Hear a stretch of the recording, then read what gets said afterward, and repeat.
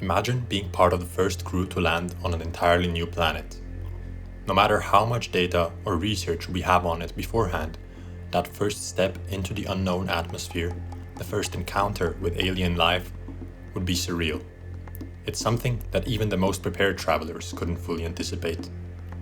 For this project, I've been thinking about what kind of specialist crew members would be chosen for those missions. Of course, you need a pilot to get you there, and that's what I've already talked about in my previous video on the Ethernauts. But who else? Well, one role that quickly comes to mind is an animal specialist. The unknown alien wildlife is one of the biggest hazards on nomadic expeditions, and without someone to track and analyze these creatures, the mission could end in disaster. In the early days of the Dead Space Society, crews were sent without a zoologist, and often ended with disastrous results. Predators, or large alien beasts, would cross paths with the Nomads and, without knowing any better, easily overpower them. The Nomads don't just travel to new planets blindly. They scout mineral compositions, study weather patterns, and analyze whatever they can about the local biology before their arrival. But, even with all that information, there's still no guarantee about what they'll face. Intelligent life is completely unheard of outside of the Omuna system, but predators on these planets? Well, they're completely unpredictable. Zoologists on these missions are, first and foremost, scientists. Their main goal is to gather as much data as they can on new life forms and send it back to the Dead Space Society for deeper analysis. They're highly trained professionals, experts, with years of education focused on studying the range of alien life which the Nomads have encountered on their previous missions. And their key skill? Well, that's spotting patterns in the species' behavior. So they'll be able to quickly adapt the Nomads' plans on the fly based on how creatures on their newfound planet act and interact with their environment and the Nomads themselves.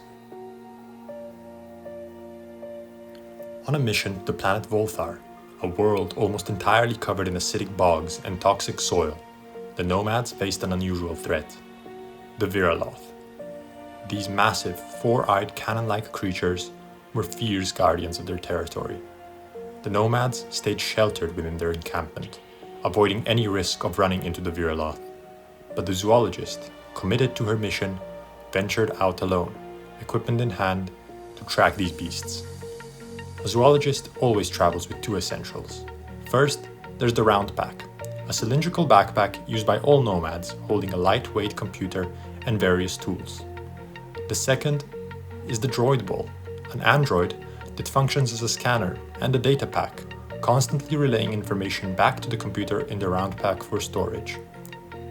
As she scouted, the zoologist finally spotted a pair of Viraloth in the distance.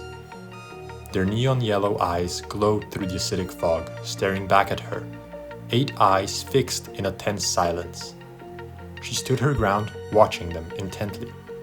The zoologist recognized the signs. This was a standoff, the kind where a massive creature sizes up a possible threat, but just wants it gone. One of the Viraloth let out a scoffing sound, then charged. But the zoologist held her stance, trusting her observation. She knew this was only intimidation, so just before reaching her, the Viraloth halted, lowered its head, and walked away, leaving with its partner. Only then did the zoologist activate her droid ball, scan the creature as it was leaving. With this data, she could report back to her crew. The Viraloth weren't inherently hostile. They could carry on with their mission, but if they encountered these beasts, they had to face them with confidence, not giving them any reason to be afraid. I designed a kind of uniform for the zoologists too. In these drawings, they're shown wearing bright yellow, but in reality, the color of their uniform changes based on the planet's environment.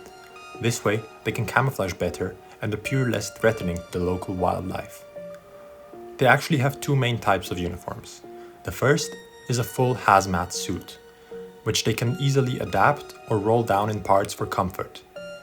It's made from tough, resistant materials that can handle extreme heat, acid, and other environmental threats, perfect for any unexpected encounters.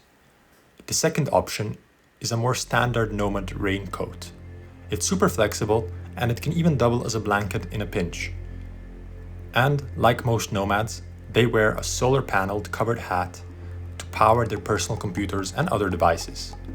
This gear keeps them ready for anything, no matter what they're facing out there. Oh, and I also sketched a couple of concepts for beasts that I could include in this video. So here they are. These are just concepts for a hairy alien animal. I was trying to design something that looks more approachable and friendly. They're very much inspired by the Scottish Highland calf, or Highland cattle, because they've got these like long hanging dreads of hair, and I'm quite happy about how they turned out with many of these sketches. So I'm gonna try and come back to as many of them in the future and refine them for more illustrations and perhaps write something about them as well. So anyway, that's about it for the zoologists, and I hope you enjoyed this video. So please let me know what you thought, and I hope to see you soon.